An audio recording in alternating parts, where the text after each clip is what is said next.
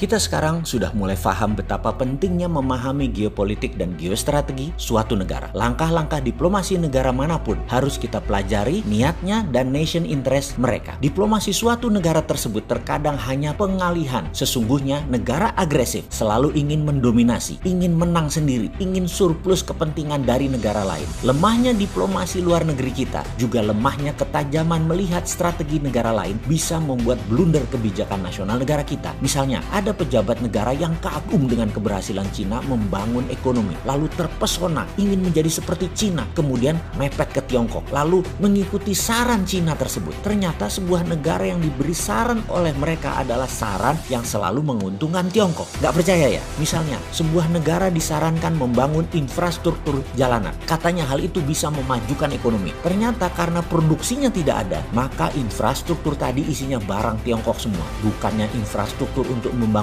ekonomi negara, tetapi malah menjadi perpanjangan infrastruktur Tiongkok. Bahasa militernya adalah extended quasi territory. Ini adalah bagian dari kolonialisasi 5.0 yang ada dalam buku terbaru Joseph Nye bernama Shah Power. Ini semua dirincikan. Tapi mungkin pejabat banyak yang nggak baca dan banyak lupa karena siraman cuan yang deras ke kantong mereka melalaikan nasionalisme.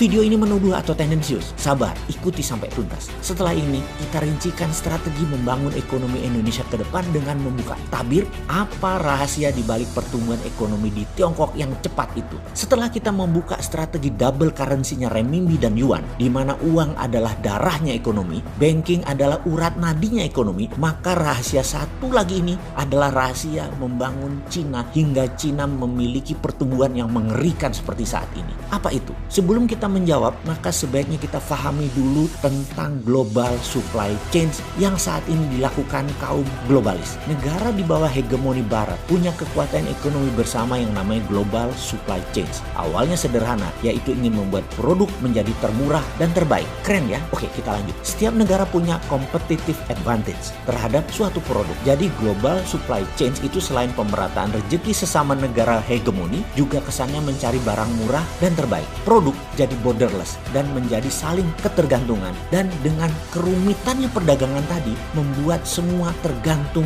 dengan dolar. Bagi orang sontoloyo seperti saya ini, inilah cara dolar menciptakan ekosistem agar dolar digunakan. Itu saja tujuannya, sesederhana itu. Misalnya mobil Toyota saja, membangun satu mobil tadi bisa-bisa kaca spionnya dari Rumania, rem, brake-nya itu dari Thailand, kepala pistonnya dari Brazil, karet wiper dari Filipina, tire cord-nya dari Italia. Jadi satu mobil itu bisa dari 40 negara dengan ratusan supplier. Itulah rantai supply produksi dunia. Kemudian global supply chain dipakai sebagai alat penekan penukaran barang lainnya, karena setelah kirim barang tadi daripada kargo kosong, maka mulai diisi dengan barang-barang dari negara satu ke negara yang lain.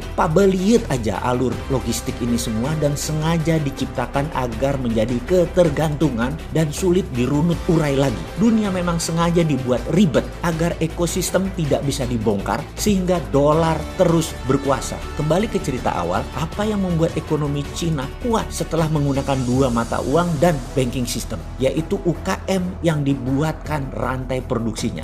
Jadi di Cina adalah gabungan perusahaan-perusahaan kecil-kecil terkonsolidasi satu dengan yang lainnya. Setiap produsen UKM hanya memproduksi satu barang sangat spesial, mulai dari perancangan, detail engineering, perakitan, semua disuplai oleh UKM spesialis. Anggap saja satu UKM itu adalah negara bagian dari global supply chain tadi. Semua ini dirakit menjadi rantai produksi baru. Jadi rahasia Tiongkok yang ketiga adalah local supply chain management. Bahkan di beberapa provinsi, di kota-kotanya memiliki industri yang khusus. Misalnya satu kota mungkin desa kali ya, hanya membuat toilet, hanya membuat WC. Desa sebelahnya hanya membuat alat remnya traktor pertanian. Begitu seterusnya. Cina kuat sekali di database produksi. Bahkan kalau nonton pameran alat-alat industri yang ditawarkan, itu bukan motor tapi mesin untuk motor, knalpot, jok tempat duduk motor. Yang ditawarkan adalah barang-barang spesialis. Sistem UKM spesialis ini, jika Anda ingin mendirikan pabrik, barang investasi yang harus Anda curahkan tidak terlalu besar jadinya. Sederhana berpikir dagangnya kan? Lalu yang keempat, apa yang membuat Cina menjadi negara produsen terbesar di dunia? Cina membangun infrastruktur terutama untuk mendukung distribusi logistik UKM. Infrastruktur di Tiongkok bukan untuk menopang industri manufaktur besar. Infrastruktur untuk menopang menopang aktivitas distribusi UKM industri yang banyak tersebar di berbagai distrik provinsi karena local supply chain tadi mengusung istilah full outsource UKM collaboration atau bahasa sederhananya UKM gotong royong seperti radar tetrahertz, gulungan gold wire